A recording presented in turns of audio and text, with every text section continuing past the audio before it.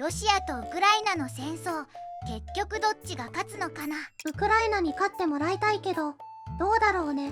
ウクライナが勝つのも大事だけど、ロシアのような国が負けることがかなり大事だと思うじょ。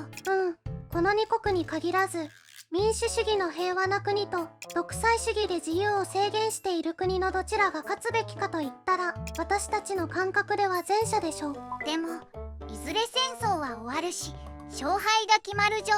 じゃあ悪い方の結果から予測してみようか。ということはロシアが勝つパターンからってことだね。つるっとチャンネルが始まるじょ。ウ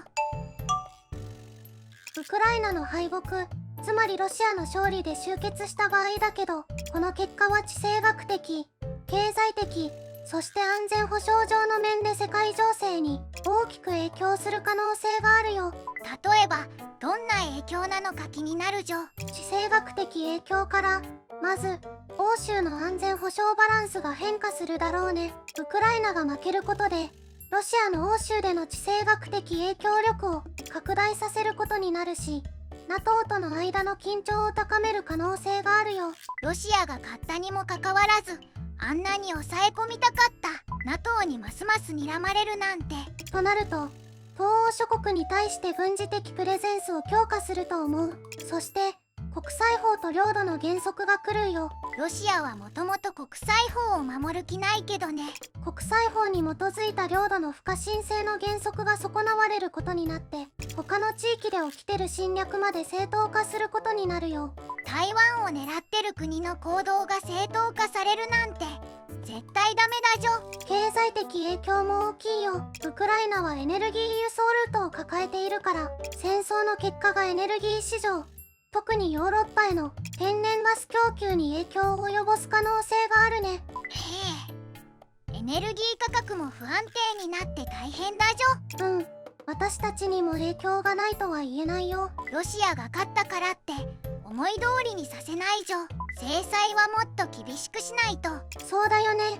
ロシアへの制裁の見直しもされるだろうし、ロシアと直接的な経済関係を持つ国々に対する圧力も強まるかもね。あとはやっぱり核兵器に関する各国の姿勢も影響が出るだろうね。ウクライナが負けたら核兵器を放棄した国は侵略されるというメッセージを発することになるし、核武装したい国が増えるのは間違いないね。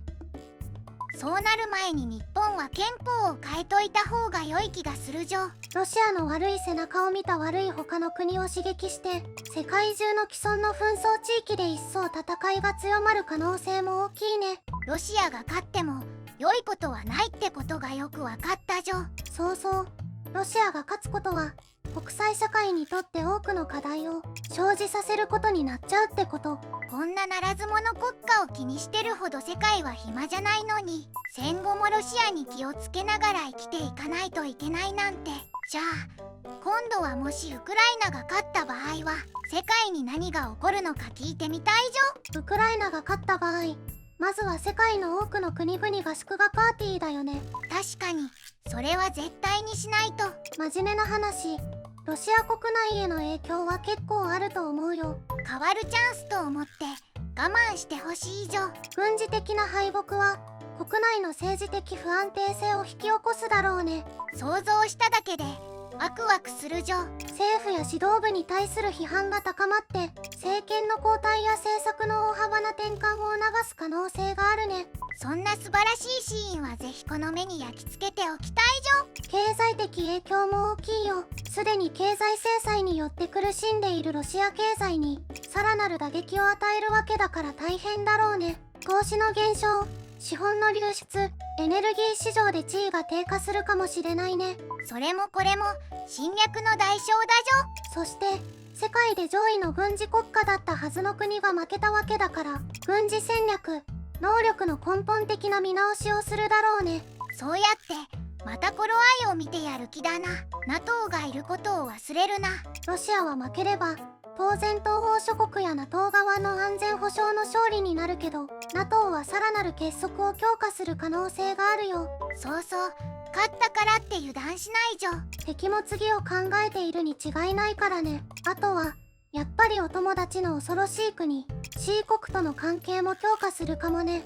C 国やイラン、北からは武器兵器をもらう仲だったじょ。ならず者国家がいくつかあるし、そういった国々は悪い意味でつながってるから油断ならないね。とにかくロシアが負けたら国際法と領土の不可侵原則は守らないと痛い目に遭うぞっていうのが世界に広まると思う。それでもわからない国はロシアよりも痛い目に遭うじょ。今回情報戦やサイバー戦の重要性が浮き彫りになったし、こういう分野での国際的なルールも変わるかもしれない。技術の向上を目指す国は増えるよね。まあ結局はないものや足りないところの追求で同じことを繰り返しそうだよ。懲りるっていうことが戦争においてありえるのかな。戦争をやめよう、平和な解決をしようという方向になると思う。今の世界からするとそれはかなり難しい気がするじょ。今回のつるっとチャンネルはここまで。よかったらいいねとチャンネル登録をお願いします。また見に来てね。